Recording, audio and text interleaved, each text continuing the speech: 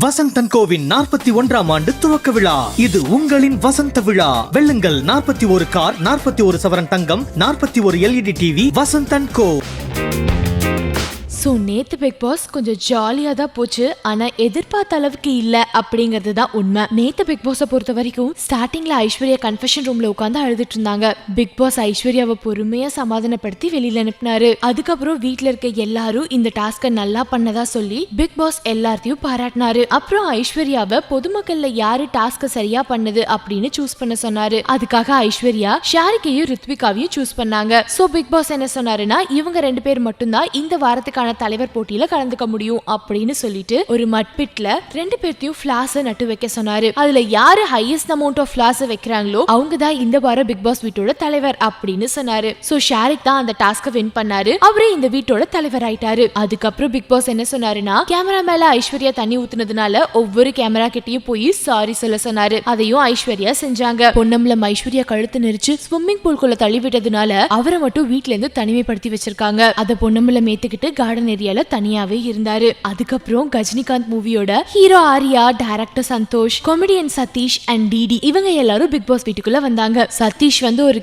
கலக்கி விட்டுட்டு போயிட்டாருன்னு சொல்லணும். மகத் தான் இதுல அதிகமான கன்ஃபியூஷனுக்கு ஆளானவரு. சதீஷ் உள்ள வந்தோடனே மகத்தோட லவர் பிராக்ஷி மகத் மேல செம்ம காண்டா இருக்காங்க அப்படின்னு சொல்ல மகத் உடனே பயந்துட்டாரு. ஐயோ இதெல்லாம் சும்மானு சொல்லுங்க அப்படி இப்படின்னு சொல்லி ஆர்யா கிட்ட நிறைய மெசேஜஸ் சொல்லி அனுப்பி விட்டுருக்காரு. அது மட்டும் இல்லாம சதீஷ் கொஞ்சம் ஜென்யூனா ஐஸ்வர்யா கிட்ட என்ன பண்ணாலும் அந்த பெரிய மனுஷன் மேல குப்பை கொட்டினது தப்பு அப்படிங்கிற மாதிரி சொன்னாரு. ஆனா ஐஸ்வர்யா குப்பை கொட்டினதுக்கு ஒரு எக்ஸ்பிளனேஷனை கொடுத்தாங்க. என்னன்னா, ஹிந்தி பிக் பாஸ்ல இதே மாதிரி ஒரு டாஸ்க பிக் பாஸே கொடுத்தாரு, அவங்க எல்லாம் பண்ணலையா, அது மாதிரி என்கிட்ட எந்த எக்ஸ்ட்ரீமுக்கு வேணா போய் பனிஷ்மெண்ட் கொடுக்கலாம் அப்படின்னு சொன்னாங்க. அதனாலதான் நான் இந்த பனிஷ்மெண்ட்டை கொடுத்தேன் அப்படின்னு ஐஸ்வர்யா சொல்றாங்க. ஹிந்தி பிக் பாஸை விடுங்க, பிக் பாஸே ஒரு கேவலமான ஷோ. அத பயங்கர கேவலமா பல கண்ட்ரீஸ்ல நடத்திட்டு வராங்க. அங்க நடக்கிற மாதிரி இங்க நடத்த முடியுமா?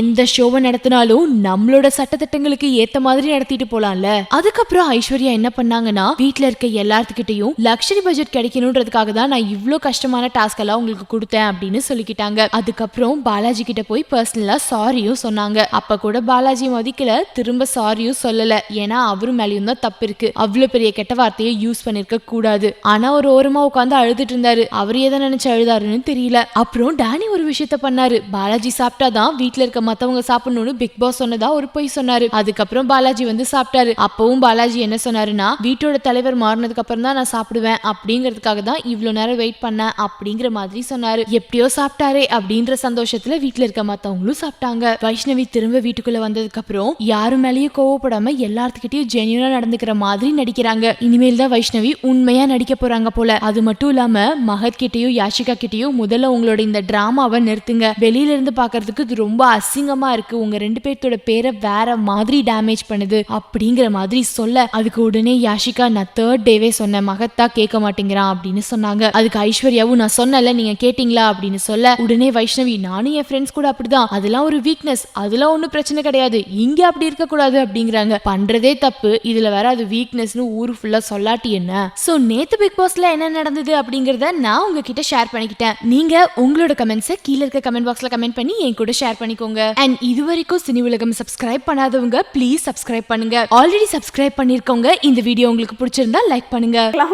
சிம்பு சாரை வச்சு பேசினாங்க. சிம்பு சார் பேசியும் என்ன கன்வின்ஸ் பண்ண முடியல. சொசைட்டில ஒரு பாலாஜி மட்டும் கிடையாது. இந்த மாதிரி தப்பு சேனல் உள்ள வந்து என்னையும் பாலாஜியும் உள்ள போட்டதே இவங்க வந்து டிஆர்பிக்காக தான். இதே நான் பழைய நித்யாவா இருந்திருந்தேன்னா இன்னும் பாலாஜி கிட்ட நிறைய சண்டைகள் நீங்க பார்த்திருக்கலாம். இல்ல சிம்பு சாரை வச்சு பேசினாங்க. சிம்பு சார் பேசியும் என்ன கன்வின்ஸ் பண்ண முடியல. சொசைட்டில ஒரு பாலாஜி மட்டும் கிடையாது.